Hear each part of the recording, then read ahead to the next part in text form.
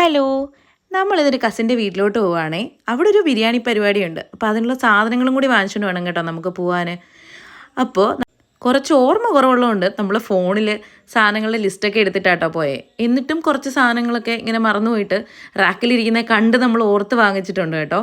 അപ്പോൾ നമ്മൾ പോയ ഉടനെ തന്നെ ബിരിയാണിക്കുള്ള പരിപാടി തുടങ്ങിയേ. ഫസ്റ്റ് നമ്മൾ അരി കഴുകാൻ വേണ്ടിയിട്ട് ഇട്ടു. പിന്നെ അരി വേവിക്കാനുള്ള വെള്ളത്തിൽ സ്പൈസസ് ഒക്കെ ആഡ് ചെയ്തിട്ട് ആവശ്യത്തിനുള്ള ഉപ്പും ഒക്കെ ഇട്ട് വെച്ചിട്ടുണ്ടായിരുന്നേ. പിന്നെ അതിലോട്ട് നമ്മൾ കഴുകി വെച്ച അരിയൊക്കെ ഇട്ട് ഇത് കുറച്ച് വലിയ പരിപാടിയായിരുന്നേ. ഒരു 10-25 പേർക്ക് വേണ്ടിയിട്ടായിരുന്നു നമ്മൾ ബിരിയാണി വെക്കുന്നത്. ഞാൻ എൻ്റെ ലൈഫിൽ ആദ്യമായിട്ടാട്ടോ ഇത്രയും പേർക്കുള്ള ബിരിയാണിയൊക്കെ വെക്കുന്നത്. അതുകൊണ്ട് നല്ല കോൺഫിഡൻസ് കുറവുണ്ടായിരുന്നേ. പിന്നെ നമ്മൾ അടുത്തതായിട്ട് ബീഫിൻ്റെ പരിപാടിയിലേക്ക് പോയേ.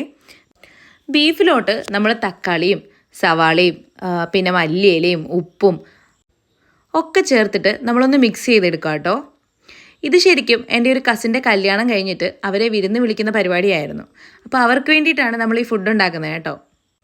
ഫുഡ് ഉണ്ടാക്കാൻ എല്ലാവരും കൂടെ ഉണ്ടായിരുന്നുകൊണ്ട് നല്ല രസമായിരുന്നു. എല്ലാവരും കൂടി തമാശയൊക്കെ പറഞ്ഞിട്ട് ഭയങ്കര അടിപൊളിയായിട്ടായിരുന്നു നമ്മൾ എൻജോയ് ചെയ്ത് കുക്ക് ചെയ്യുമായിരുന്നേ. ഈ എല്ലാവരും കൂടെ ഒന്നിച്ച് അടുക്കളയിൽ കയറി കുക്ക് ചെയ്യുമ്പോൾ നല്ല രസമല്ലേ. എനിക്കാണെങ്കിൽ ഈ സംസാരിച്ചുകൊണ്ട് കുക്ക് ചെയ്യാൻ ഭയങ്കര ഇഷ്ടമാണ്. കമ്പനിക്ക് ഒരാളെ കിട്ടിയാൽ ഞാൻ എന്ത് വേണമെങ്കിലും ചെയ്യും, എത്ര പേർക്ക് വേണമെങ്കിലും ചെയ്ത് കൊടുക്കുന്നുള്ളൊരവസ്ഥയിലാട്ടോ. അങ്ങനെയുള്ളപ്പോൾ ഒരു മടിയും തോന്നാറില്ലേ. അപ്പം നമുക്ക് കുക്കിങ്ങിലോട്ട് വരാം. നമ്മളാണെങ്കിൽ ബീഫിനകത്തോട്ട് ബിരിയാണി മസാല ആഡ് ചെയ്തു. പിന്നെ ശേഷം മുളക് ചതച്ചതും ഇഞ്ചി വെളുത്തുള്ളി പേസ്റ്റും അങ്ങനെ എല്ലാ സാധനങ്ങളും ആഡ് ചെയ്ത് നന്നായിട്ട് മിക്സ് ചെയ്തെടുക്കുന്നുണ്ട് കേട്ടോ. ഞാൻ ഈ പരിപാടി ചെയ്യുമ്പോഴത്തേക്കും അപ്പുറത്ത് വേറെയും പണികളൊക്കെ നടക്കുന്നുണ്ട് കേട്ടോ. ഇതിൻ്റെ ഉള്ളിയൊക്കെ വറക്കുന്ന പരിപാടിയിലൊക്കെയാണ് അടുത്തടുത്ത ആൾക്കാർ. ഞാനിത് ചെയ്യുന്ന സമയമാകുമ്പോഴത്തേക്കും അപ്പോൾ ഉള്ളിയും വറുത്ത് കഴിയും. അടുത്തടുത്ത കാര്യങ്ങൾ ചെയ്യാമല്ലോ എന്ന് വിചാരിച്ചിട്ട് ഓരോരുത്തർ ഓരോ പണിയായിട്ട് ഏറ്റെടുത്ത് ചെയ്യുമായിരുന്നു കേട്ടോ. പണ്ടൊക്കെയെന്ന് വെച്ചാൽ ഇടയ്ക്കെങ്കിലുമൊക്കെ ഇങ്ങനെ എല്ലാ ഫാമിലിയിലെ ആൾക്കാരൊക്കെ തമ്മിൽ കൂടുന്ന എന്തെങ്കിലുമൊക്കെ ഒരു പരിപാടിയെങ്കിലും കാണുമായിരുന്നു. മാസത്തിൽ ഒരിക്കലെങ്കിലും അല്ലെങ്കിൽ ഒരു 2 മാസം കൂടുമ്പോഴെങ്കിലും നമ്മളെല്ലാവരും അങ്ങോട്ടും ഇങ്ങോട്ടൊക്കെ ഒന്ന് കാണുമെങ്കിലും ചെയ്യായിരുന്നു. ഇപ്പം എല്ലാവരുടെയും സാഹചര്യങ്ങളൊക്കെ കൊണ്ടിട്ട് അധികം അങ്ങനെ കാണാറൊന്നുമില്ല. ഇതുപോലെ എന്തെങ്കിലും ഫംഗ്ഷനോ അല്ലെങ്കിൽ കല്യാണങ്ങളോ അങ്ങനെ എന്തെങ്കിലുമൊക്കെ ഉണ്ടെങ്കിലേ കാണാൻ പറ്റാറുള്ളേ. പണ്ടത്തെ പോലത്തെ ആ സമയമൊക്കെ ഒരുപാട് മിസ് ചെയ്യുന്നുണ്ട് ഞാൻ. എനിക്ക് ഭയങ്കര ഇഷ്ടമാണ് ഈ എല്ലാവരും കൂടി ഒത്തുകൂടിയിട്ടുള്ള സംസാരവും ഫുഡ് അടിക്കലും ഒക്കെ. അതിനൊക്കെ ഒരു പ്രത്യേക വൈബാണേ. നേരത്തെയൊക്കെ ഇങ്ങനെ എന്തെങ്കിലും പരിപാടിയൊക്കെ വരുമ്പോൾ ഇവരുടെ കൂടെ നിൽക്കുമെങ്കിലും ഞാൻ കുക്കിങ്ങിലോട്ടൊന്നും കടന്നിട്ടേ ഇല്ല. പക്ഷേ ഇപ്പോൾ എനിക്ക് എന്തായാലും കുക്ക് ചെയ്യാൻ ഭയങ്കര ഇഷ്ടമാണ്. അങ്ങനെ ഞാൻ വെച്ച ബിരിയാണി കഴിച്ച ഒരാൾ സജസ്റ്റ് ചെയ്തിട്ടാട്ടോ എന്നെ ഇവർ കുക്ക് ചെയ്യാൻ വേണ്ടിയിട്ട് ഏൽപ്പിച്ചേക്കുന്നേ. നല്ലതായിരിക്കും എന്നുള്ളൊരു വിശ്വാസത്തിലാണ് ഞാനും ഇത് ചെയ്യുന്നത്. ആദ്യമേ ഞാൻ പറഞ്ഞിട്ടുണ്ടായിരുന്നു ഇത്രയും പേർക്കൊന്നും ഞാനിതുവരെ ബിരിയാണി ഉണ്ടാക്കിയിട്ടില്ല, അതുകൊണ്ട് തന്നെ എനിക്കൊരു ഉറപ്പും പറയാൻ പറ്റത്തില്ല എന്ന്. പക്ഷേ അവരൊക്കെ കൂടെ തന്ന ഒരു കട്ട സപ്പോർട്ടിൽ ഞാനങ്ങ് ചെയ്തു പോയതാട്ടോ ഇത്. എന്ന് പറഞ്ഞാൽ നമ്മുടെ ബിരിയാണി അത്ര ബോറൊന്നും ആയില്ല. അത്യാവശ്യം കുഴപ്പമില്ലാത്തൊരു ബിരിയാണിയായിരുന്നു. ആകെ ഒരു സംഭവമേ പറ്റിയുള്ളൂ. നമ്മൾ ചോറ് വേവിക്കാൻ വേണ്ടി എടുത്തിരുന്ന ആ ഒരു പാത്രം നമ്മൾ വേഗം വെച്ച അത്രയും അരിയും കൂടെ ഉൾക്കൊള്ളാൻ പറ്റുന്നൊരു പാത്രം ആയിരുന്നില്ല കേട്ടോ. അതിൻ്റേതായ ഒരു ചെറിയ പ്രശ്നം ചോറിന് പറ്റിയിട്ടുണ്ടായിരുന്നേ. അപ്പോൾ ഞാൻ പറഞ്ഞില്ലേ അപ്പുറത്തെ സൈഡിൽ ഉള്ളി വറക്കുന്നുണ്ടെന്ന്. അപ്പോൾ അതാ ഉള്ളി വറക്കുന്ന പരിപാടിയൊക്കെ ഇങ്ങനെ നടന്നുകൊണ്ടിരിക്കുമായിരുന്നേ. അപ്പോൾ ഈ ഉള്ളി നന്നായിട്ട് മൂത്ത് വന്നതിന് ശേഷം നമ്മൾ നന്നായിട്ട് മിക്സ് ചെയ്ത് റെസ്റ്റ് എടുക്കാൻ വെച്ചിരുന്ന ബീഫിനെ എടുത്ത് കുക്കറിലിട്ട് വേവിക്കാൻ വേണ്ടിയിട്ട് വെച്ചിട്ടുണ്ടായിരുന്നു കേട്ടോ. ഒരു കുക്കറിൽ തികയാത്തത് കൊണ്ട് തന്നെ നമ്മൾ 2 കുക്കറിലാക്കി കേട്ടോ വെച്ചത്. അപ്പോഴേക്കും നമ്മുടെ ഉള്ളിയുടെ പരിപാടിയൊക്കെ കഴിഞ്ഞിട്ടുണ്ടായിരുന്നു കേട്ടോ. അപ്പോൾ നമ്മൾ ആ ഒരു നെയ്യിൽ തന്നെ നമ്മുടെ കാഷ്യൂ ഒക്കെ നന്നായിട്ടൊന്ന് മൂപ്പിച്ചെടുത്തു. ശേഷം നമ്മളിതാ ഈ മുന്തിരിയും മൂപ്പിച്ചെടുക്കുന്നുണ്ടായിരുന്നേ. എനിക്കാണെങ്കിൽ ഈ മുന്തിരി ഇങ്ങനെ മൂത്ത് വരുമ്പോൾ ഇങ്ങനെ പൊങ്ങി വരുന്നത് കാണാൻ എനിക്ക് ഭയങ്കര ഇഷ്ടമാണ് കേട്ടോ.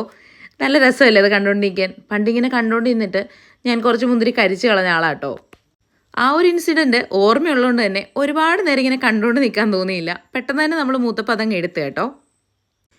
ഈ ഒരു സാധനമൊക്കെ നമ്മൾ ഏകദേശം ലാസ്റ്റിലേക്കേ വറുത്ത് വയ്ക്കാറുള്ളൂ. കാരണം എന്ന് വെച്ചാൽ ആദ്യമേ വറുത്ത് വെച്ചാൽ ഈ ചെയ്തുകൊണ്ടിരിക്കുന്ന കൂട്ടത്തിൽ നമുക്കിങ്ങനെ വെറുതെ തിന്നുകൊണ്ടിരിക്കാൻ വേണ്ടിയിട്ട് തോന്നും.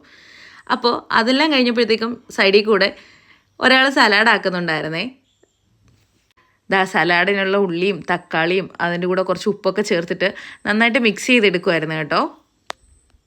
അങ്ങനെ സലാഡൊക്കെ ഉണ്ടാക്കുന്ന ഭംഗിയൊക്കെ നോക്കിക്കൊണ്ടിരുന്ന ടൈമിലത്തേക്കും നമ്മുടെ അരി നന്നായിട്ട് വേവായിട്ടുണ്ടായിരുന്നു. അപ്പം നമ്മൾ ആ പരിപാടിക്ക് പോയി. 2 പേര് ചേർന്നിട്ടാണ് നമ്മൾ അരിയൊക്കെ വാർത്തെടുത്തത്.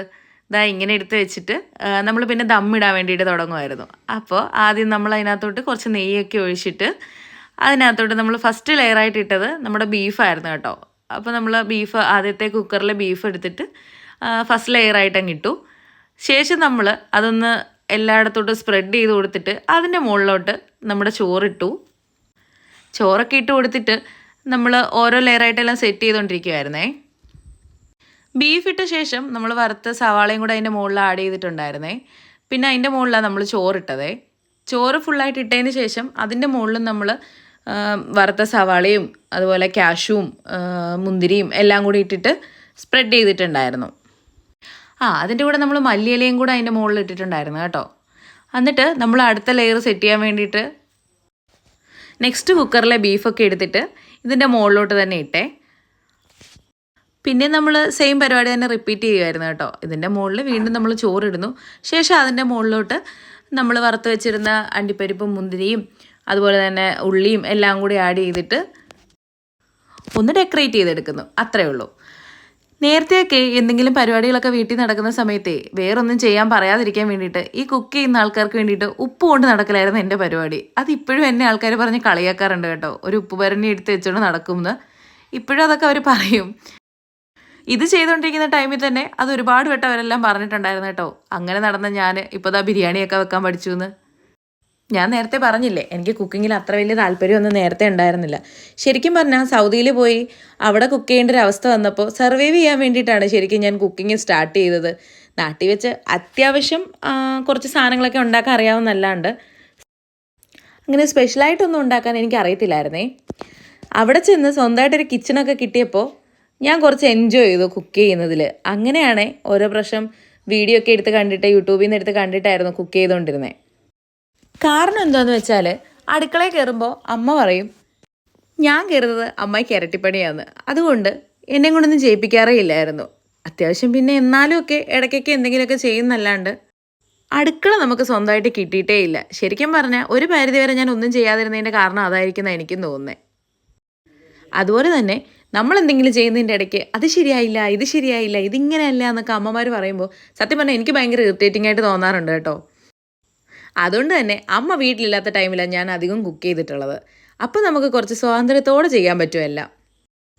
നാട്ടിൽ വന്നു കഴിഞ്ഞിട്ട് അവിടെ പരീക്ഷിച്ച് വിജയിച്ച കുറച്ച് സാധനങ്ങൾ വീട്ടിലുണ്ടാക്കി കൊടുത്തു കഴിഞ്ഞപ്പോഴത്തേക്കും അങ്ങനത്തെ പറച്ചിലൊക്കെ നിന്നേ. ഇപ്പം നമ്മൾ എന്തെങ്കിലും ചെയ്യാൻ കയറിയാലും ആ പഴയ ഡയലോഗ്സ് ഒന്നും ഇല്ല കേട്ടോ. അപ്പോൾ നമ്മുടെ ബിരിയാണിയൊക്കെ സെറ്റായി നമ്മൾ ദമ്മൊക്കെ പൊട്ടിച്ച് വിളമ്പി കേട്ടോ. അപ്പോൾ ബൈ ഗൈസ്.